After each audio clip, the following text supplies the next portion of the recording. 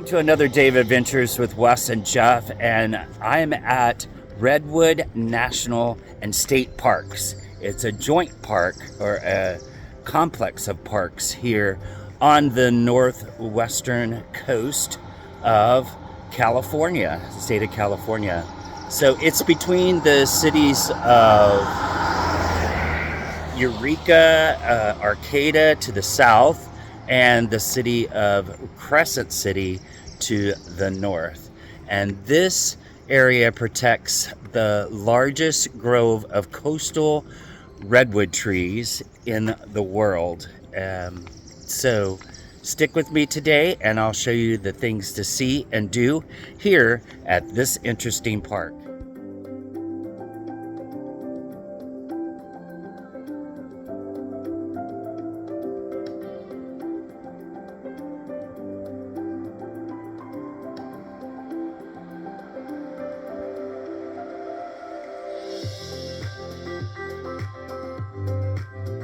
I am at the Thomas H. Sokol Visitor Center at Redwood National Park and state parks. There are 3 state parks as well as 1 national park that join together, and the total lands are 139,000 acres to protect these coastal redwood trees that can live up to 2,000 years old, and they are actually they're the tallest living organism in the world. So they can get up to 300 plus feet tall, as there are approximately 1.2 million visitors that come to this park each year to hike amongst these giants. So stick with me today and I'll show you some of the things to see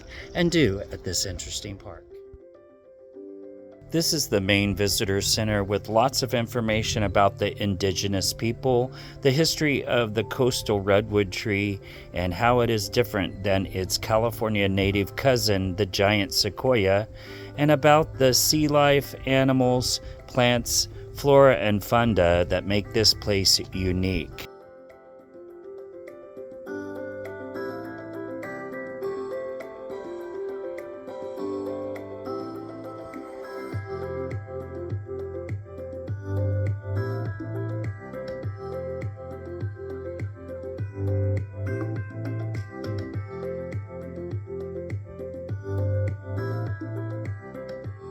Many Native American tribes have inhabited the redwood region of Northern California for over 10,000 years, with a lifestyle deeply connected to the salmon from the streams, sea mammals, deer and elk, and the redwood forest. The York tribe is the largest tribe in California today with 5,500 members. They traditionally did not cut down living old-growth redwoods. Instead, they used the massive fallen trees to build traditional plank houses and dugout canoes, which were vital for transportation, fishing, and trade.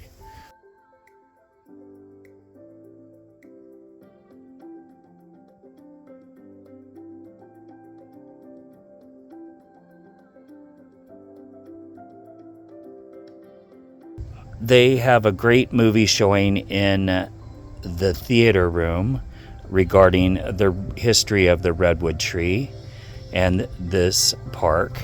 For centuries, indigenous communities used the fallen redwoods sustainably. In 1850, gold was discovered along the Trinity River, which brought a surge of settlers into the redwood region, leading to conflict and violence with the Native Americans. The new influx of European settlers in the 1850s was the start of the tree cutting and the timber industry, establishing sawmills cutting down old-growth redwoods, leading to deforestation by the late 19th century. In response to the rapid loss of the redwoods, an organization of environmental conservationists was formed in 1918 called the Save the Redwoods League. Between 1920 and 1960, the League acquired 100,000 acres, leading to the creation of key state parks including Jedediah Smith, Del Norte, and Prairie Creek State Parks. And in the 1960s, environmental organizations like the Sierra Club and the National Geographic Society, alongside the Save the Redwoods League, called on legislators to establish a national park here to protect the remaining old-growth forest. By this time, 90% of the original redwoods had been cut down and logged. In 1968, Redwood National Park was established, preserving 58,000 acres. In 1978, another 48,000 acres was added to this park. The state of California and the National Park Service formed a cooperative management agreement in 1994 to co-manage the parks together to preserve the last remaining 5% of the old-growth coastal redwood trees.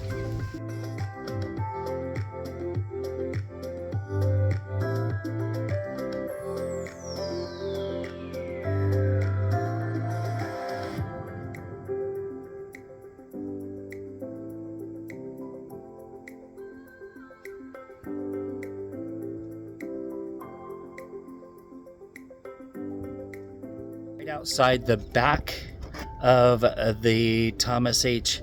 Sosol Visitor Center here at Redwood National Park is this nice little trail that goes right out to the beach. It's easy and there's interpretive signs along the way, so I'm going to check this out as well. So talks about the legend of the ancient Native Americans that lived here in the area at the mouth of the Redwood Creek. And this talks about the tsunamis and that this is vulnerable because it's there's a fault line right outside in here, Pacific Coast. And here's some beautiful little flowers that are blooming. This is a nice little stroll out to the beach.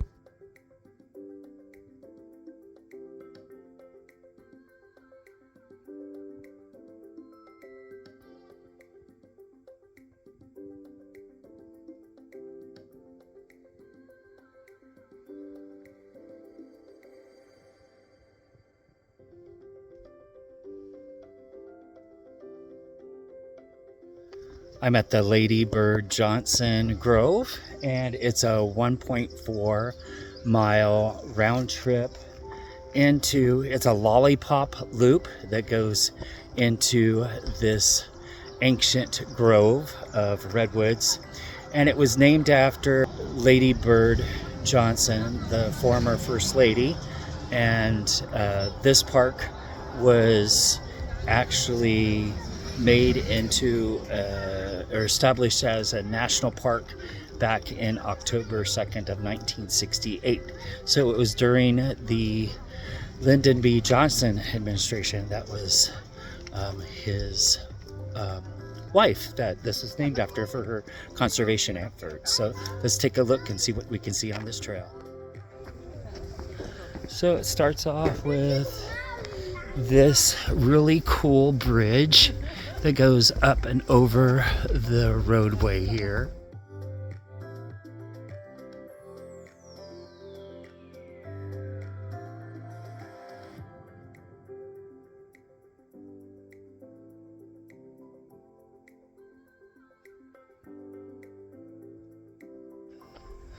These trees are huge.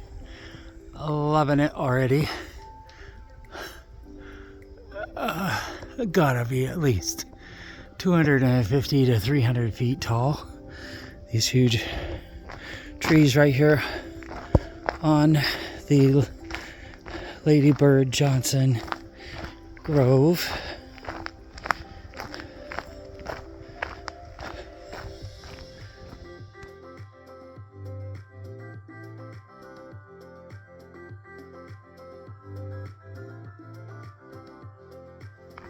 So we are on the 1.4 mile Lady Bird Johnson loop. Starting to sprinkle a little bit here.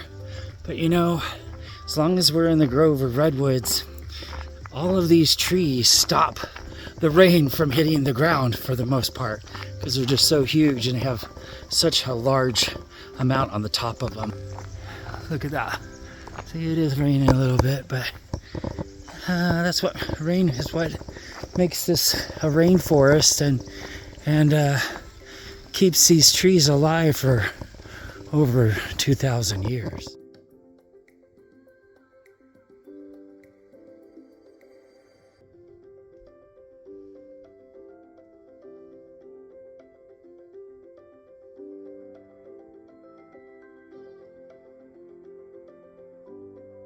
Some of these trees have lightning strike scars. Of course, they've been around for 1,000, 2,000 years, so they've endured a lot, fires and different things. They have a resistance to fires. They have a chemical in their trunk to resist them from getting killed. Otherwise, these would not survive all of these years through all the multiple forest fires that have occurred. But there's just trees everywhere. They're huge. It's hard to put it in perspective, but you can see when I actually come right up to it, put my hand on it, it's like it dwarfs my hands. But along this trail, there's also ferns and water-loving plants. And then you can see how some of the trees grow together, and there's 3 trees there, all in one trunk. And they have shallow root systems. They only go down about 6 to 12 feet, but they intertwine their root systems to help support each other. So it's kind of like a family supporting each other in their time of need. When they have wind and storms, they can endure a lot more, even though their trunk systems, even though their root systems into the ground can't support the weight of the tree when the winds blow. But this is a neat little spot where you can go amongst the trees here and look at the burrows, how you can see where the fire has come through here and scarred this tree, but it's still living and it's growing tall. All of these trees kind of have some kind of scar on them. That one didn't make it, but the others around did make it.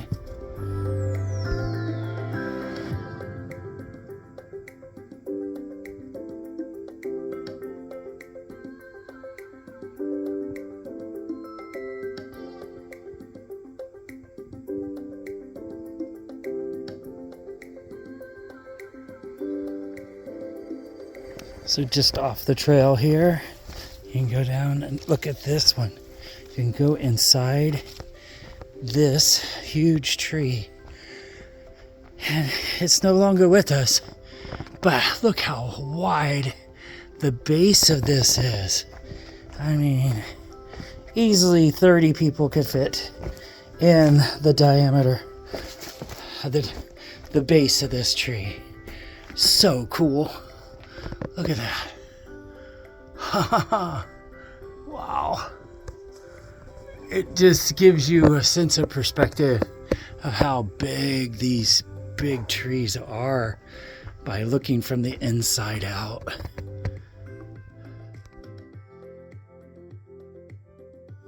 So this is a plaque that was dedicated here in 1969 on behalf of Lady Bird Johnson for the grove that was named after her in recognition of her devoted service to the cause of preserving and enhancing America's natural beauty for the enjoyment of all people. So she goes on to explain that one of her most unforgettable memories was the past years going through the redwoods and seeing all the the filtering light and the majesty and the silence of the forest. And I'm experiencing the same thing today. I have not had anybody else on the trail, and so it's a little light rain here. So it's nice and quiet. And this is talking about saving the redwoods.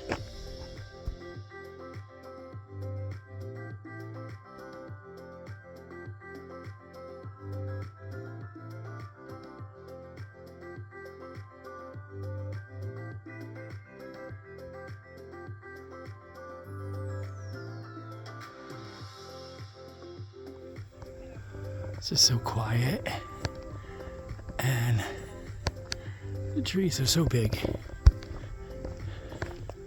It's amazing. Ferns. I don't hear a lot of birds. This is a interpretive nature trail, so be sure and pick up a brochure at the visitor center or at the beginning of the trail by the restrooms. They have some brochures, and this has like a little burrow on it. See that burrow right there?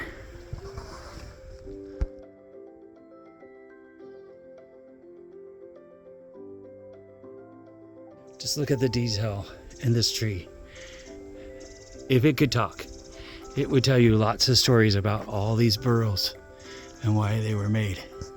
Just so majestic and so cool. Very neat.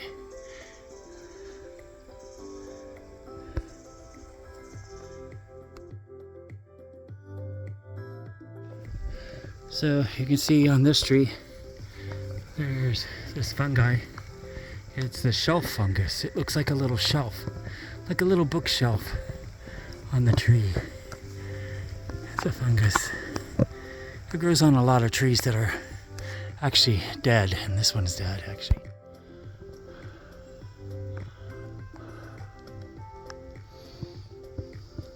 A lot of these trees you can actually walk into if they've been hollowed out at the base, but you can see it's still very much alive. It's just been scarred by firestorms.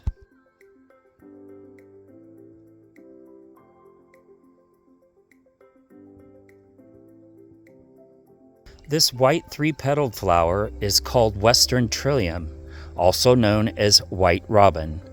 This iconic perennial is a spring ephemeral commonly found blooming at the base of coastal redwood trees. They thrive in shady, moist, and acidic soils. They start off with this white color flower, which turns to pink and then to a purplish rose color as they age, typically after pollination. Usnea, also known as old man's beard, is a lichen that grows on the bark and branches of coastal redwood trees. It is used in traditional medicines for its microbial, antifungal, and immune-supporting properties, especially used for respiratory, throat, and skin infections. It is rich in usnic acid.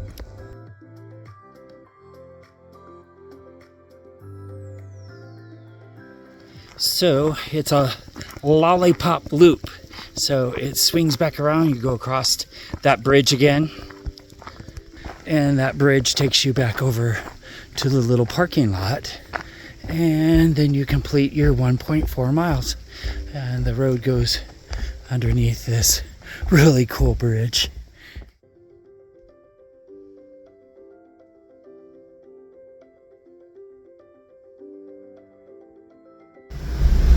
This is the road back into Gold Bluffs, and it's the ranger at the National Visitor Center, National Park Visitor Center, said that there's a part where there will be water across the road, so she recommended a four-wheel drive vehicle. But it goes amongst these big redwood trees, and it's a pretty cool little drive.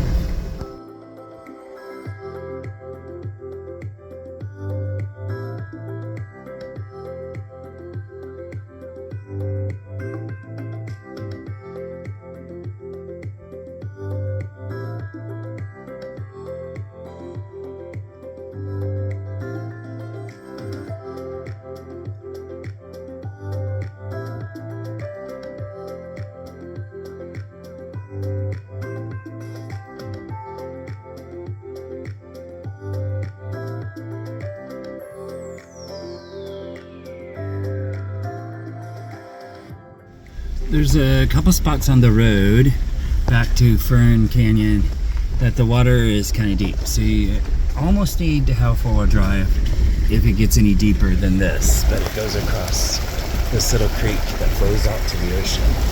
They have a lot of rocks here, so there is grippy, but you just don't want to get over.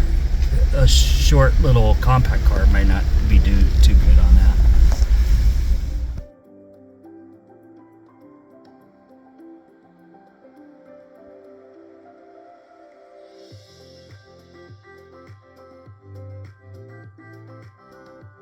I'm at the Fern Canyon Trail. It's 0.7 one way or 1.4 round trip. It goes back into this canyon that has walls of ferns that are growing on it and all water loving plants. So we're gonna check it out. I've always wanted to do this trail, and it's along that Davison Road that goes way back in here. So I'm gonna check this one out. So no dogs, of course, but just, and then this is a scary sign because so they have the Roosevelt elk here, so you gotta watch out for they can be aggressive, especially if they're protecting their baby. Then we might see a frog here and a salamander. Millions of years ago, a retreating sea left these coastal bluffs behind, waters draining into the ocean, sculpted the rock formations into sheer canyon walls. Some of the exquisite ferns now clinging to the steep, shadowy cliffs are ancient species whose ancestry can be traced back to 325 million years ago. The canyon is now shrouded with lush five-fingered ferns and dark green sword ferns and delicate lady ferns. So I'm going to check this out. Starts along here. You can hear the ocean just off to the. And here's the trail.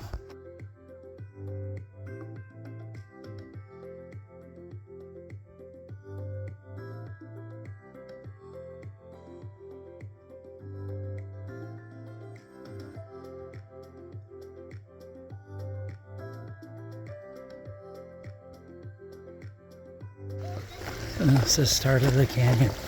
This is Home Creek that has carved out this canyon, and it is absolutely amazing. This is where Jurassic Park 2 was. Some of the scenes were filmed here in this Fern Canyon. So the canyon goes way back in. Beautiful little creek along here,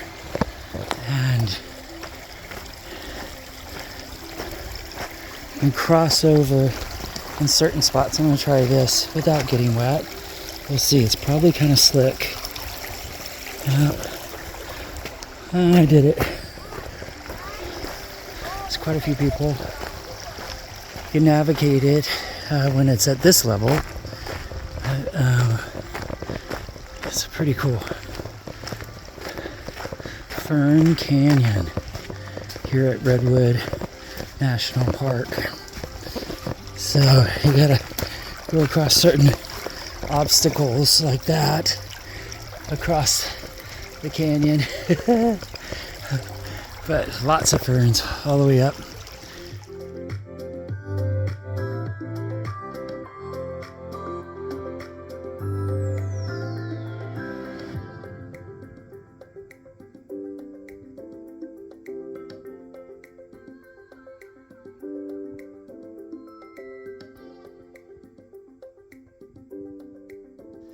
This is amazing.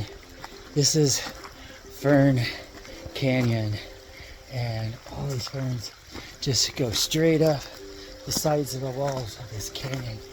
You could hike all the way back in there. I'm gonna go back quite a ways, but this creek goes along here. It's so interesting and so peaceful. There's a little bit of rain going on right now, but it's a light rain, so it's actually kind of refreshing. But along the way, you have all of these little pieces of log that has been placed across the creek so you can navigate it up into the canyon. But it just goes straight up the sides. Very cool.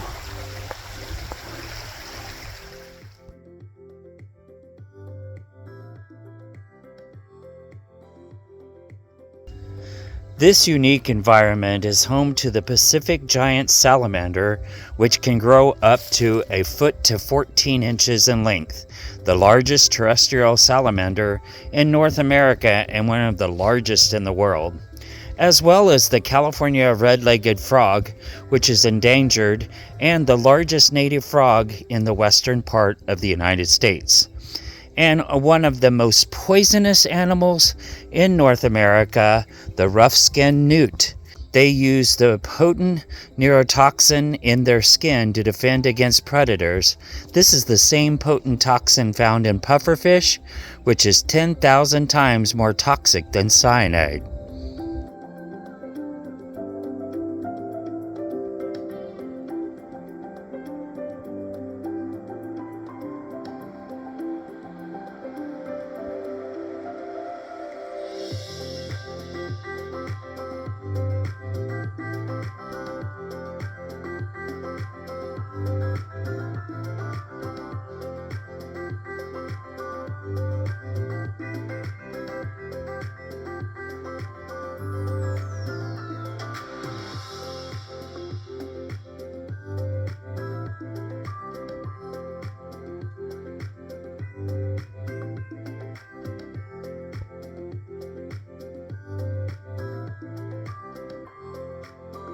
At the Elk Prairie Visitor Center, and it's in this open prairie area that's behind me here on the other side of these cars.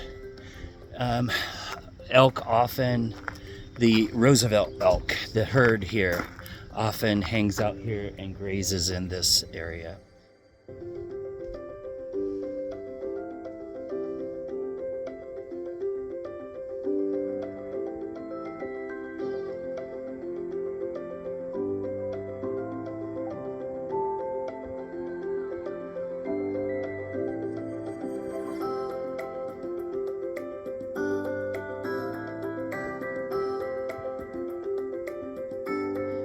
It talks about the males have these big racks on them, and they use those to challenge other males, and the males can weigh up to 1,100 pounds, whereas the female is about 640 pounds, and they're armed with those large multi-branched antlers. That's the hoof there. The bulls can be aggressive and guard their harems, their cows, and especially during the fall mating season, which they call the rut, R-U-T. And the cows are very protective during their calving season, which is usually right after this point in time in May and June. So I'm gonna check out this little visitor center and see what they have inside. So they have a very small visitor center, very rustic looking. I need to get my park stamp.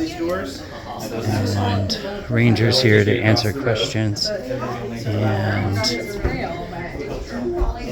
this talks about, this is the Prairie Creek section of the park. And the elk, it talks all about the elk that are here and the expanding herd. And they have like a little bookstore as well as gifts and stuff. There's elk on the fireplace, the prominent fireplace here. And there's a sculpture there.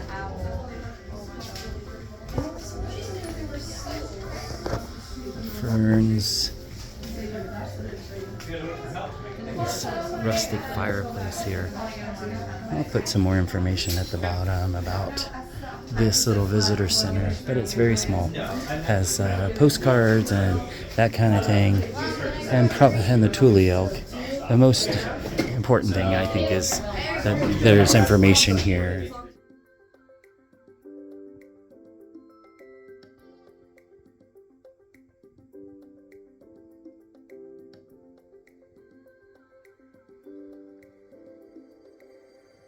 Right here at the Prairie Creek Visitor Center, there's a trailhead right behind the Visitor Center, and it's the start of several trails. There's the Prairie Creek Trail that is 1.2 miles, and it is the Carl Knapp Trail, which is to the Big Tree, and several others that you can take.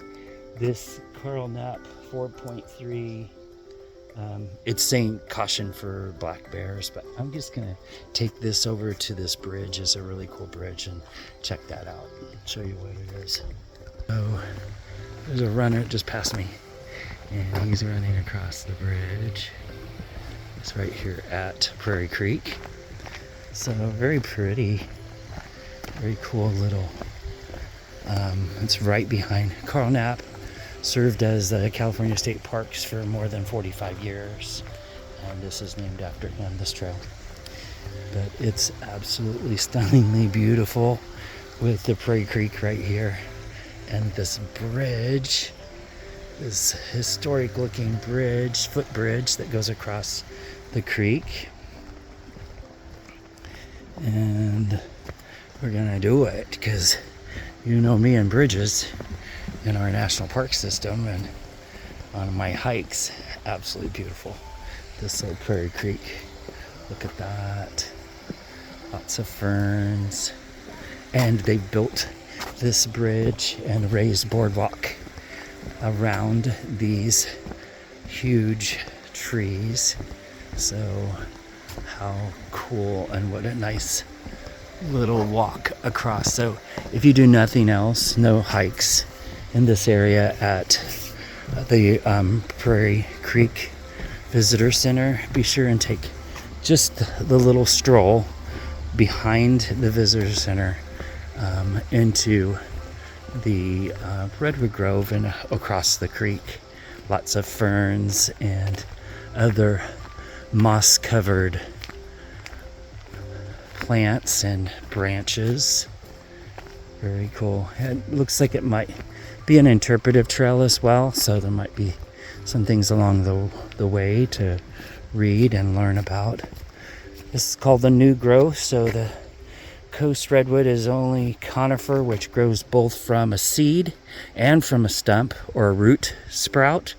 Around these large trees are several smaller trees, apparently growing from the tree bases.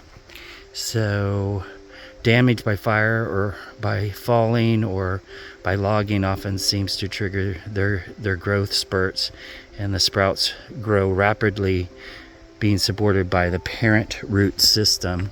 So yeah, some information about how these trees grow and how they grow in little families of 2 or 3 trees, and new trees sprout off of the root system. Very cool. Check it out. Behind my left shoulder is the Prairie Creek, right here behind the Visitor Center. Absolutely peaceful and relaxing and beautiful. Gotta check it out.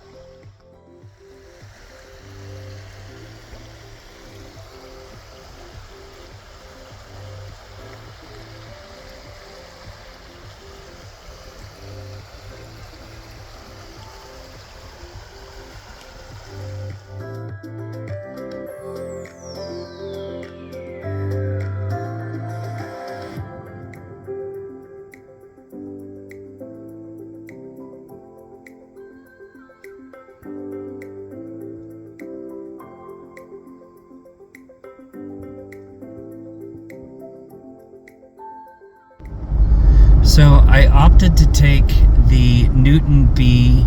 Drury Scenic Bypass or Parkway, and these trees are just huge. It's like taking your own private hike through here. So this is like a 10-mile stretch, and it has some scenic pull-outs as well as some big trees along the way. So we're just going to take this and enjoy this little scenic parkway through the redwoods. It runs parallel with 101 going north to south or south to north. So we're just going to take this little scenic. Look at this tree. That tree is really cool.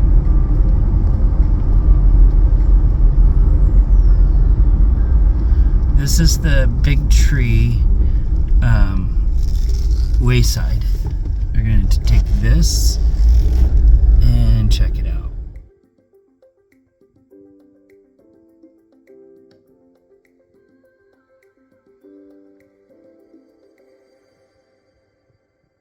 So I'm at Big Tree Wayside, and it's only 0.3, and it's home to one of the largest trees here in the Redwood National and State Parks. It is the Big Tree, and it's 304 feet tall. So we're going to go back in and take a look at that tree.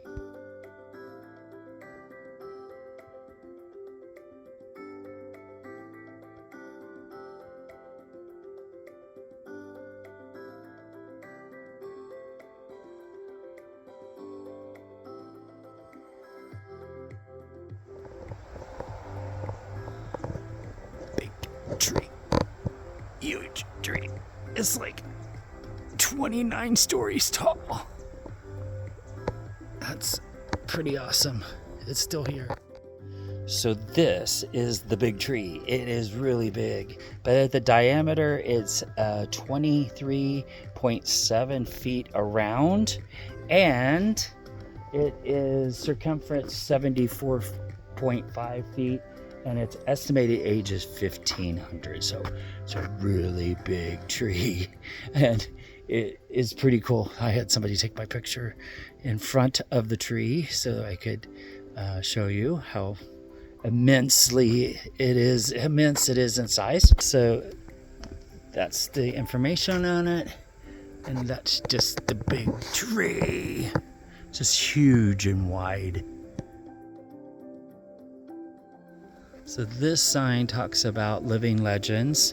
The walk amongst these redwoods may feel like stepping into a primeval past. For good reason. Fossil evidence suggests that ancestral redwoods thrived across the northern hemisphere during the time of dinosaurs in the Jurassic period over 145 million years ago. So as Earth's climate gradually changed and many other plants and animals went extinct, redwoods survived and evolved into species adapted to distinct geographic regions. And so this is one of them.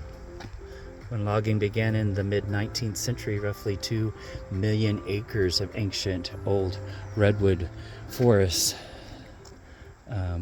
was cut down. So only about 5% remains, and this park preserves 35% of all remaining protected old growth coast redwood forest in California.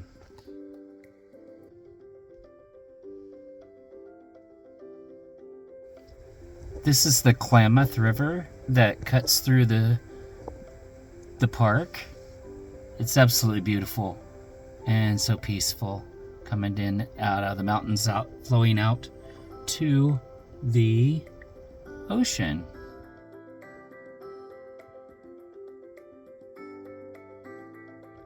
I'm at the site of the Old Douglas Memorial Bridge. And so the only thing left here is this little plaque here, because there was a huge storm, dumped 24 inches of rain. That's 2 feet of rain within a single day. And it was during Christmas week of 1964. And what it did was it blew out this bridge that had been here for 40 some years, as well as the bridge up further on the Klamath. This is the Klamath River that goes through the central part of the park.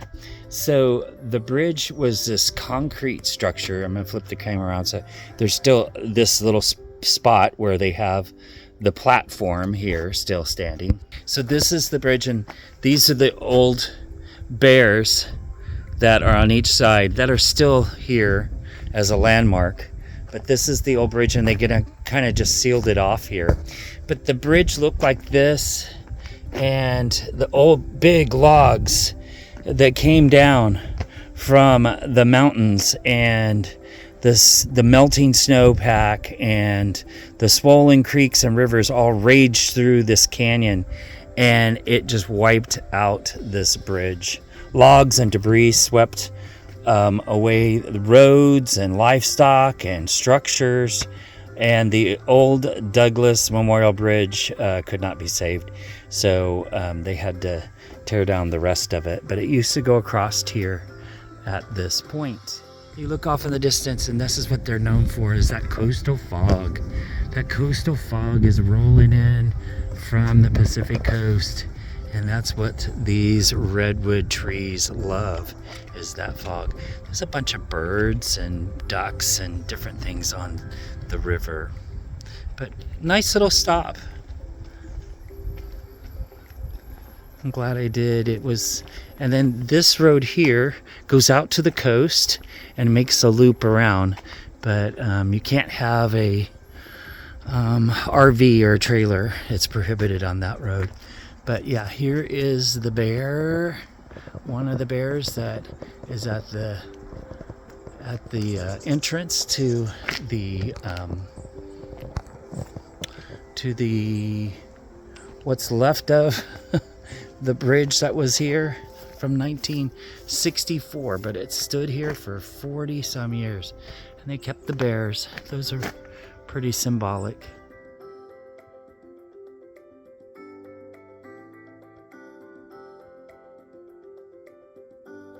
I'm at the High Bluff Overlook, and it's just 300 feet down here. It overlooks the ocean. I'm going to go down and take a peek and see what it looks like. So here's a really dark bunny, and he's just chewing away here on the grass at the High Bluffs Overlook, and doesn't seem to really be scared of me. And it just happened to be right after Easter, so there's Mr. Bunny. But look how dark he is. It's probably to protect him from predators, because the base of these grasses are all dark, and so he kind of blends in. And this is Fractured Coastline. So it talks about these kind of fractures in the coastline right here. So there's a beautiful view. It talks about the mudstone, conglomerate, sandstone, and what's made up. But the evidence of dramatic earth movement is visible all around you. Split rocks and steep cliffs and even crags in the asphalt. The rocks are ocean floor segments deposited over 150 million years, and which have been shoved up along this coastline. Off the coast looms the Cascadia subduction zone, and where two tectonic plates are in a head-on collision. So the sea floor, or the Gorda plate, is slowly moving inland like a large conveyor belt pulled down by gravity under the edge of the North American plate. The edge of the continent acts like a bulldozer blade and scrapes off slivers of ocean floor to form rocks that are folded and faulted, then thrust up to become sea cliffs. This geologic setting, the offshore areas of the parks, produce the strongest earthquakes on the planet Earth. Wow. So that's why we've had some really strong earthquakes here. Oh, look how beautiful. It's getting towards sunset, so it's really nice. So this is a picture of what they're talking about with the conveyor belt business and how it is moving.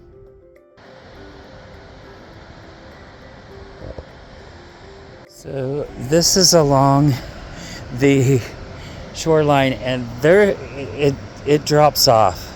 So I have to be very, very careful walking along here.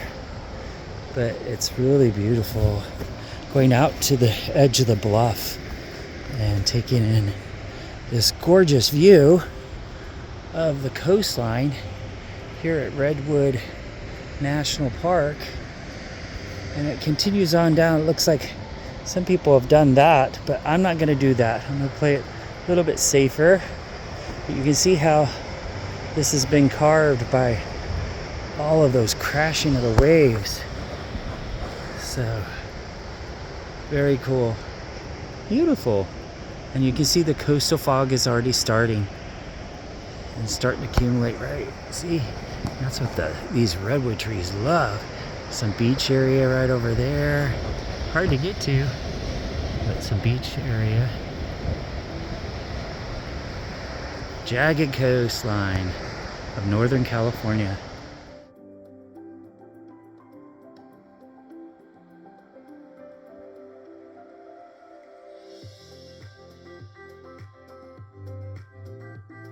Hear the water crashing against these rocks that are just offshore. And this is actually an area where you should be able to see whales headed north from the Hawaiian Islands.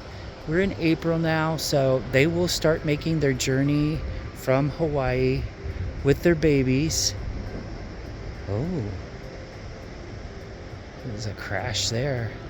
And they'll be making their way with their babies to go back up north to the feeding grounds in the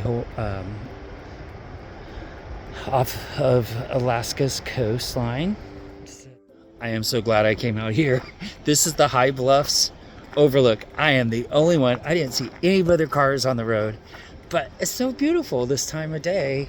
And we had just a little bit of rain. There's no railings, so I really have to watch where I'm walking. But it's just really, really pretty and so serene. It's just the ocean sound, and it's just really, really pretty. I'm really enjoying just me being the only one out here. There are parts of our national parks that you can find where you will be the only one there, and you can just take in nature and it at its best. So this is one of those moments. I'm loving it here at Redwood National Park. Back in World War II, the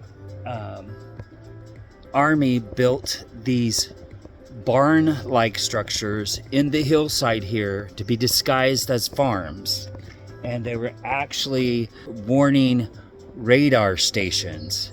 And this is one of the remaining ones here that is still here in the side of the hillside here, as well as another one over there.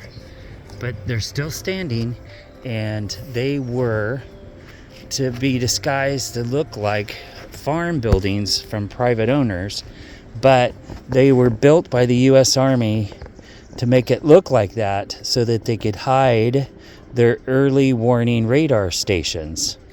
And this they house diesel generators and electric equipment and two 50 caliber anti-aircraft machine guns for protection. So these are observation stations. Very interesting, because Japanese even had submarines that come close to the west coast here. So further on up the road, this little scenic coastal trail road is the mouth of the Klamath River. So from this vantage point, up on this sawed-off log, I am taking pictures of the mouth of the Klamath River. And the interesting part is there's a bunch of sea lions or seals down there, and they're all barking, as well as some offshore birds. So some shorebirds that are enjoying the fresh water, where it meets the fresh water meets the salt water of the ocean here at the Pacific Ocean in the mouth of the Klamath River. Flip the camera on. There's the river, and there's a big sandbar, and then there's people down there, but there's also, you can see that little guy right there? That's a sea lion, and he's having a good time. Another one, he has a friend. There's another one over here. And there's another one right there, peeking his head out, but having a good time. Let's see, here he is. There he was, there he is. It's amazing I can see him. And there's a bunch out there, just a whole group of them right here at the mouth, and then out in the water where it meets up, you can see a bunch more. So they must be catching some fish right there where they're coming in, as well as these shorebirds are catching some fish. But there he's barking. You can hear him bark. I'm at Wilson Creek Beach, which is a black sand beach, just in the middle of the park, and it's really beautiful. A lot of people down trying to find like little starfish and that kind of thing, which is kind of a popular thing to do when it's lower tide. I guess we're at lower tide, and this is the black sand beach. The sand of a coarse, kind of a coarse black sand with little bits of white in it, and there's a bridge here that crosses over along the Redwood Highway, which is Highway 101, and it's a nice place to just stop and take a break along the way here and check out the crustaceans on the rocks offshore here, and you can see how the fog is. It's early morning, so it's around 9, and the fog is laying into the forest there, the redwood forest. So I'm gonna go over here and see if I can join these people and see if I can find a crustacean or a starfish or something interesting to see. So I'm not seeing any crustaceans or any kind of sea life in the water, but they're definitely here, just hiding out from us right now. But beautiful.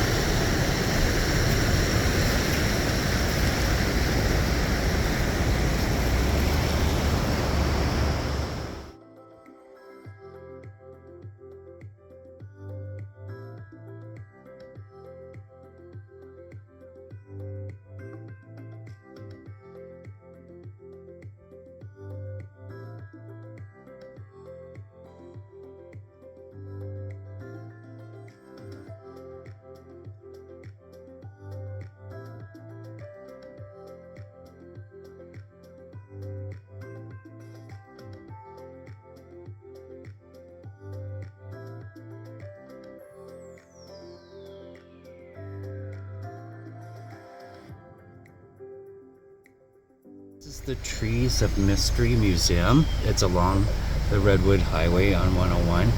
And that right there, this tall guy, is Paul Bunyan. And he is right here in Klamath, California.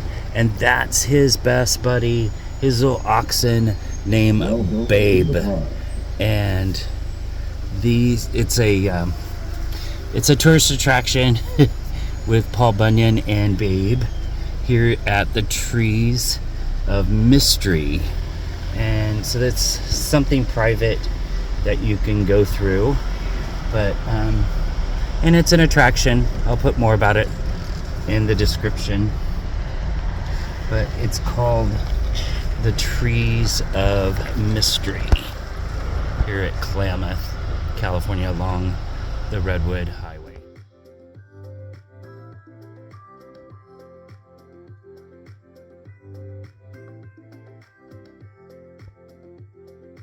At the Brown Creek Trail at the entrance, right along the road, is this huge hollow out base of a tree, and it's just a really large section. They call it a goose pen because the early settlers used these areas in the tree to corral the bird, the wildfowl, and catch them, or sometimes even horses. So look at how big this is. You can see it's pretty immense. Pretty cool. The trailhead for the Brown Creek Trail, and this was one of my very favorite hikes here in Redwood National Park. So if you get a chance, it's right off of the Newton B. Drury Scenic Drive. Check it out.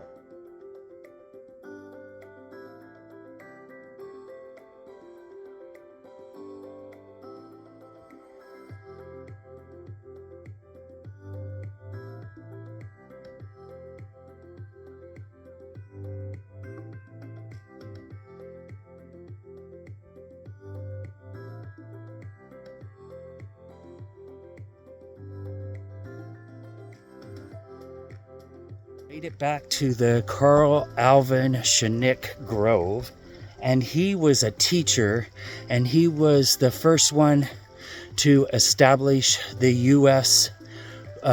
Forest School back in 1896.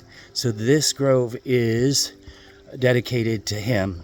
There's a little plaque that says about forester, teacher, Democrat, founder of the Biltmore Forest School, the first school of forestry in the United States of America at Biltmore, North Carolina in 1896. So this grove is dedicated to him, and there's some monsters here.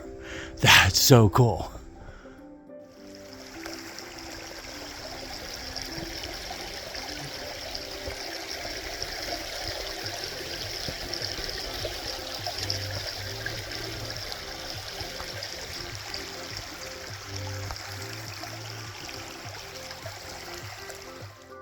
The serenity of this redwood forest, being the only ones out here and just taking in nature, is my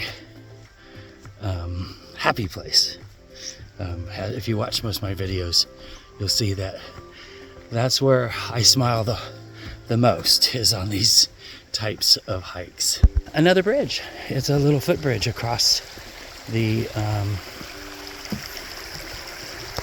Brown Creek. Cute.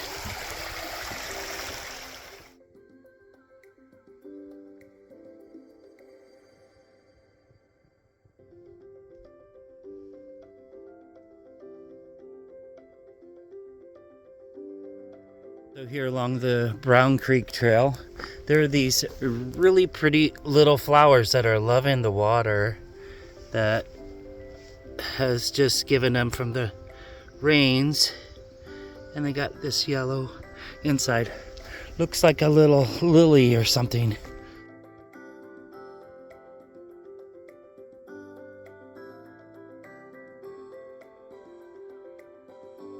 If you watch my videos, you know I love it. I get all excited when there's a bridge. I love taking pictures of bridges along the hikes and in these national parks. It's a cute little bridge right over Brown Creek, and the water trickling down below. It's Brown Creek, just making its way down towards the Pacific Ocean, which is not too far from here. Don't see no fish in it. No fish. But South Fork, Rhododendron Trail, and Foothill Trail, and out to the Parkway Point 3. So this goes on up the hill here.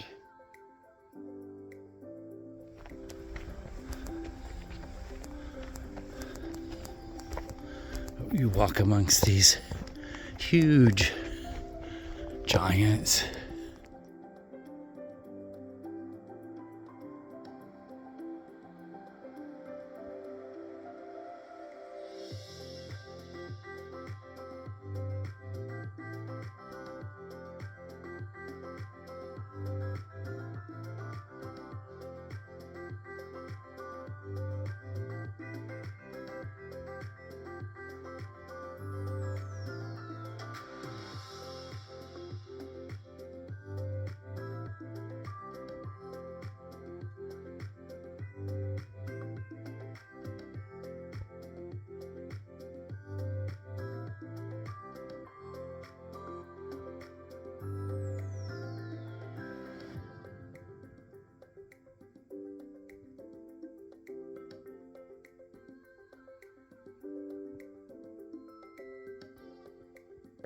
And this particular trail is called the Stout-Reed Grove Trail, and it's 0.8 of a mile.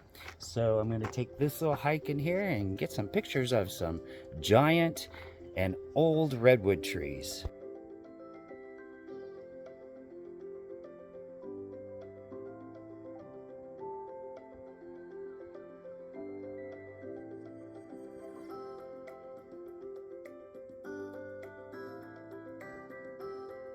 Here on the Stout-Reed Trail, the Grove Trail, these guys are huge.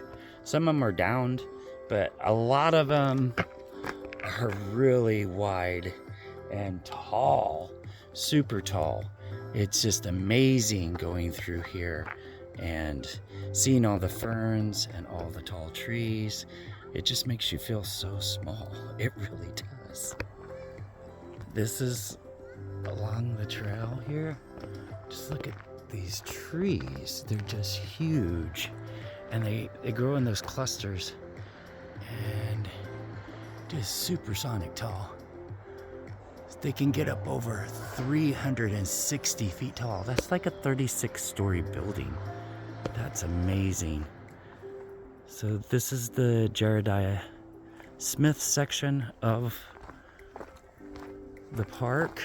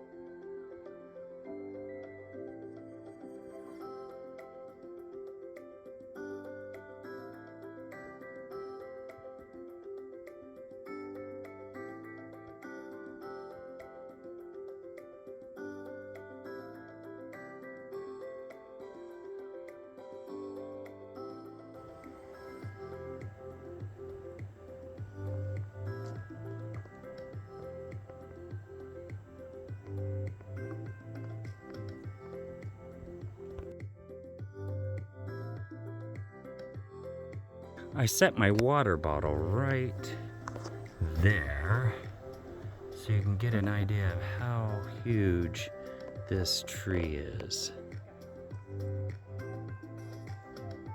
Crazy. Crazy big.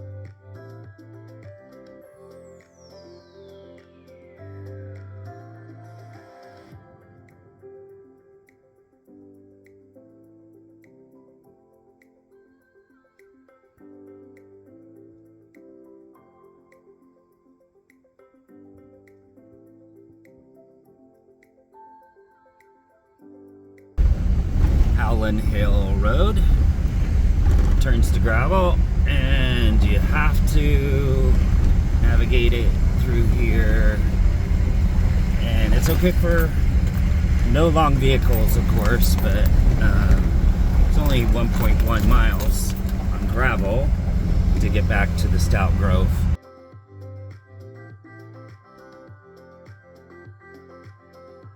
I'm here at the Stout Memorial Grove Trail. It's 0.5 of a mile, and it has some of the largest redwood trees in Jedediah Smith Redwood State Park. So this was set aside, these 44 acres were set aside by Mrs. Clara Stout, the wife of a lumber baron that was in the area, to preserve this for future generations. So let's take a look and see what we can see here at the Stout Memorial Grove.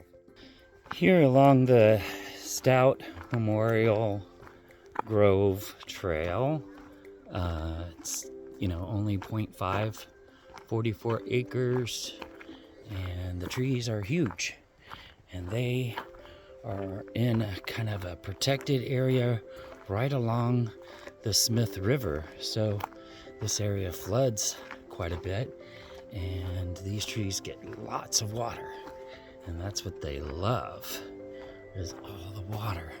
But it's just amazing just to walk through here and take a look at all these giant trees. It's pretty amazing to be in amongst these trees and to check out the size of them, and they're just totally grand is what they are, and the ferns are everywhere. Nice and moist environment for them.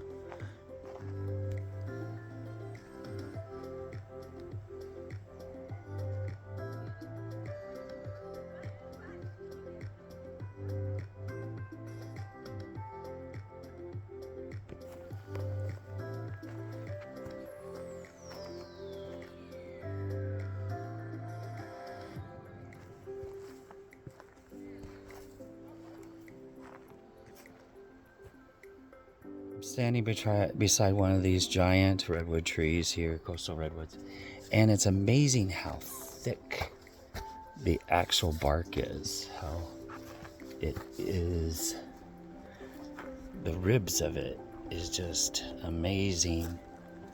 But this guy is very cool to be able to put your hands on it and to feel it. It's really unusual that this big of areas between the other bark of the tree.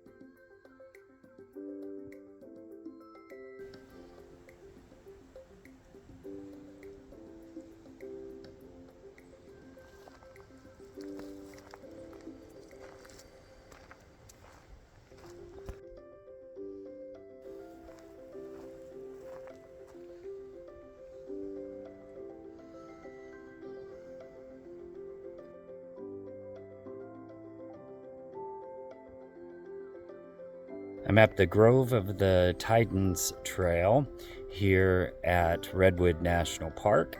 And this is a 1.5 mile loop that you can actually view some of the tallest redwood trees in the world.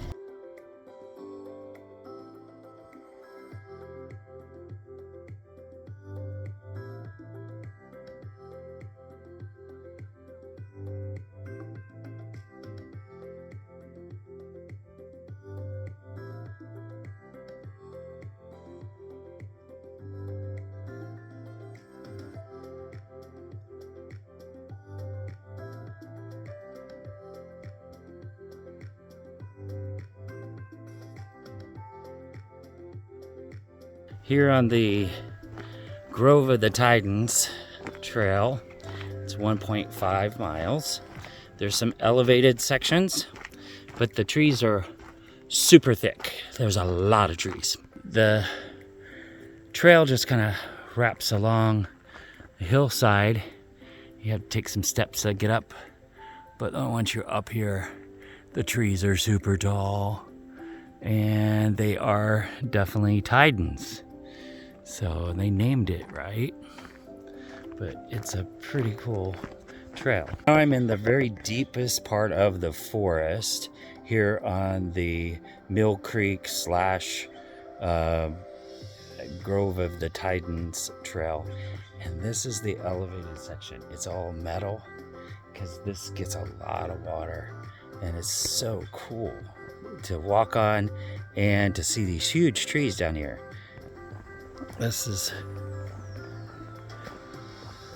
this elevated section. Look at this tree. That's just huge. This walkway is 4 feet wide. So that tells you, it gives you an idea of how big and wide that tree or group of trees is. That's crazy. It's just, I mean, this boardwalk goes around it because it's so huge. So that's just, it's mind-boggling how huge these trees are. I'm the only one on the trail. It's about 5:15 in the afternoon. Of course, the sun will set in a couple hours. However, with all these trees and as tall as they are, it shades the forest. Look at this burrow that came out of this thing right here. Look at that, how huge it is. And then it like has its own tree trunks coming out of it. It's just humongous. And this elevated boardwalk, you know, I was about ready to give up and head back, but you know what?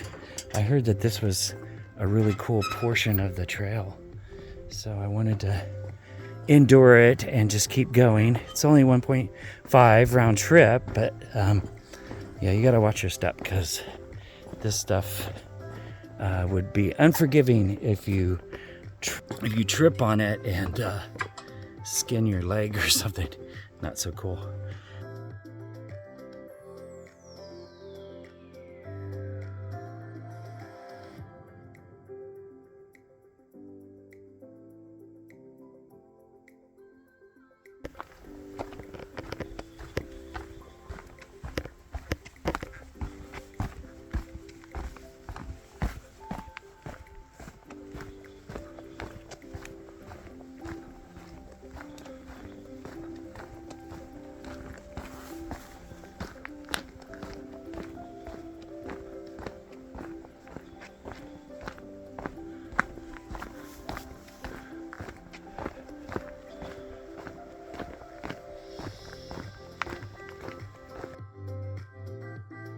Jedediah Smith Redwoods State Park section of Redwood National Park is really cool. I have never been to this section, and I am so glad I got the opportunity this time.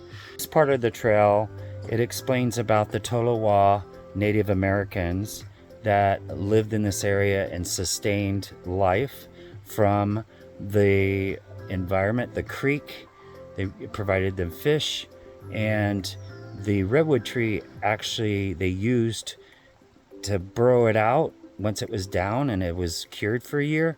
They burrowed it down and made a canoe out of it so that they could use it along the waterways. So this is an example of the canoe, the Coast Redwood dugout canoe that they would use, and they would burn it. The fallen tree cures for at least a year, and then the process of carving, burning, and shaping and sanding the wood to create a dugout canoe can take years.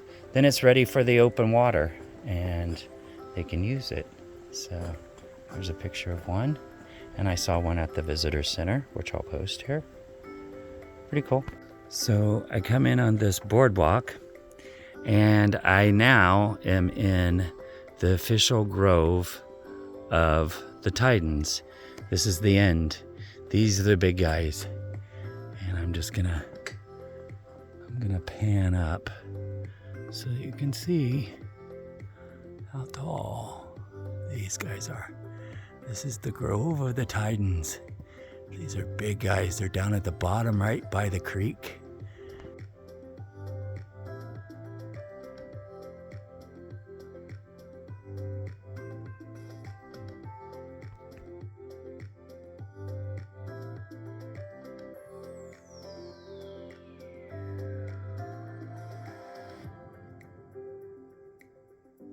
I just completed the Grove of the Titans Trail. I am the only one here. It is so quiet. I mean, you can hear something off in the distance, like a creaking sound, like a ship that's like on the sea, and it's like creak and moving with the water. But it's probably a redwood tree leaning up against another one. But that's the only sound I hear in this whole part of this trail. So, it's kind of like all these national parks, they have something to offer for folks to go out and kind of reconnect with nature. And this is definitely a park that has done that for me. Hopefully it does it for you as well. But there's just not very many people here. And yeah, it's midweek, but it's just a really good time to come and kind of connect with these beautiful big living things, so it touched me. I really loved my time here at Redwood National Park, just kind of seeing these huge, the largest living thing in the world, these redwood trees, and just kind of being able to touch them and to kind of just be out amongst them and appreciate them. So I think that's what a lot of this is, national parks is to appreciate what we have and nature and preserve it. So I'm glad that they work so hard to preserve these beautiful redwood trees instead of them all being cut down by loggers and used for lumber or sold or whatever. So I'm so glad that they have preserved these treasures for us and future generations to enjoy.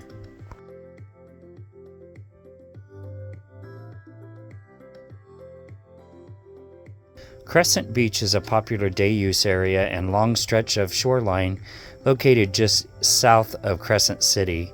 It has sweeping views of the harbor, the historic lighthouse, and miles of shoreline.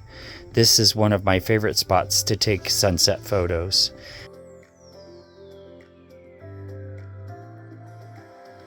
Please like and subscribe to our YouTube channel for notifications for future travel adventures. Whatever you're doing today, get out to the great outdoors and do something that makes you smile.